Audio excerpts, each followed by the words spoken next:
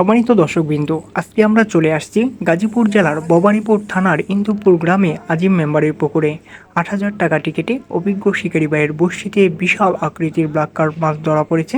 শিকারি ভাই অনেকক্ষণ যাবৎ মাছটিকে আয়ত্তে আনার চেষ্টা করছেন, আপ্রাণ চেষ্টা করে যাচ্ছেন।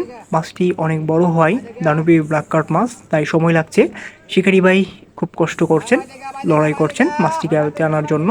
হাত এবং ছিপের অবস্থা দেখে আপনারা বুঝতে পারছেন দানবীয় ব্ল্যাক কার্প মাছ। দেখা যাক শেষ পর্যন্ত শিকারি ভাই সফল হতে পারে কিনা, এই দানবীয় ব্ল্যাক কার্প মাছটি আয়ত্তে এনে কেচিং করতে পারে কিনা সেটাই দেখার বিষয়। পাশের মাথায় ছোট একটি মাছ কেচিং হলো, সেটিও আমি আপনাদেরকে দেখালাম।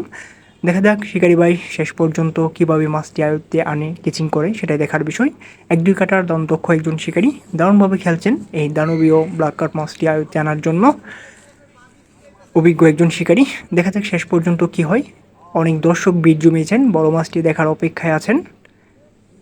আপনারাও বড় মাছটি দেখেন কিভাবে আয়ত্তে আনে কেচিং করে। ধন্যবাদ সবাইকে।